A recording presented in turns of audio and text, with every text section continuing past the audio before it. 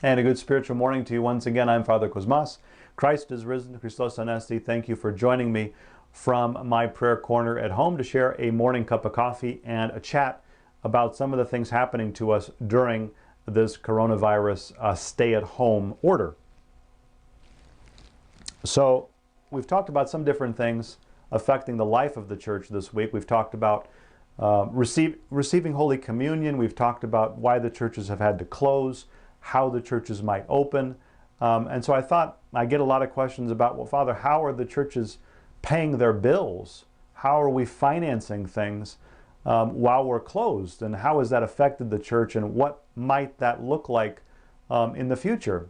Of course, all the parishes have been affected across the board. All of our churches, in many cases, regardless of denomination, have been affected in some way, some more than others. We've been drastically affected, I think, as many of our parishes sort of subsist off of our candles and our trade donations that we get every single week. Now that we're closed, we, of course, have dropped in the income of some of those areas, and also our special events and our fundraisers, primarily our food festivals. Some of us have spring food festivals, like at our parish, where that had to be canceled.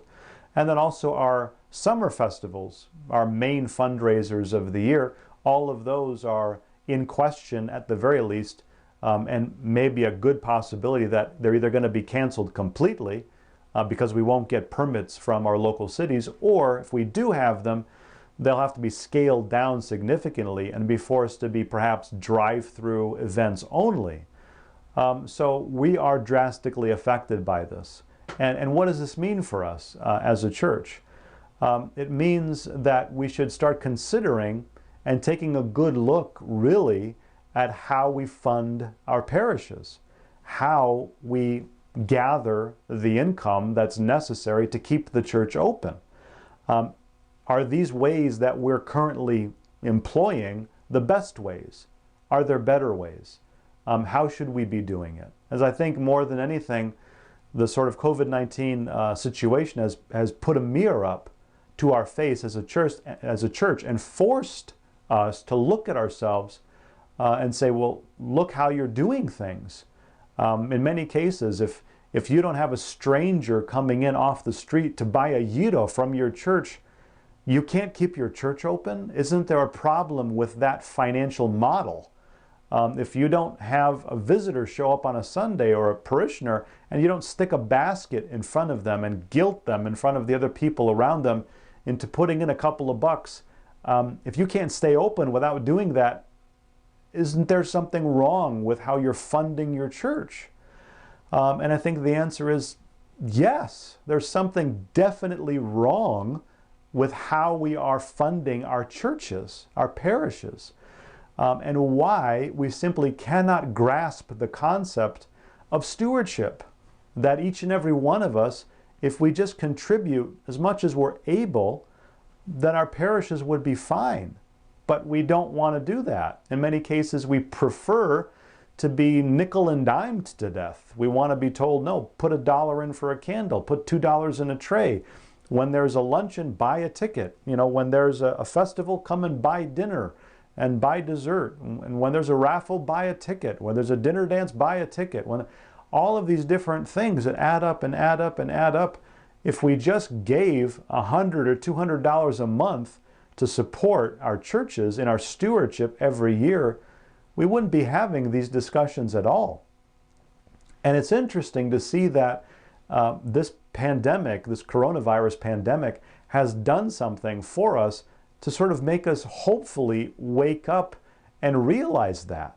To realize that, you know what, we can't pass trays. I know lots of priests that would like to be able to say in their parishes, guess what? You guys pay for your church through stewardship. We're not passing trays anymore on a Sunday. Why are we passing trays? Why are we putting a basket in front of someone and trying to guilt them or embarrass them into putting in a couple of bucks, which is all you're collecting anyway? Let's be honest, no one collects $10,000 a Sunday in their Sunday basket. We collect $300, $400, $500 from, a couple hundred people. There are lots of priests that would say, no more of that. Give through stewardship and pay to fund your church. a lot of committees and parish councils that would love to say, no more festival this year. It's an event that is so stressful and so much work for so few people who show up and kill themselves with the stress of knowing if this doesn't go well and we have 3 days of rain, how do we pay our bills? Whereas if everyone would just give another $50 or $100 a month in their stewardship, we don't have to do that. So guess what? This year, no festival. We'd love to make that decision. No one has the guts to do that. Well, guess what? It just got done for us. We can't do it now. We can't pass trays. We can't have a festival. Surely there has to be another way for us to figure out how to pay to keep our churches open. And that way is for each and every one of us to realize, look at what God has blessed me with.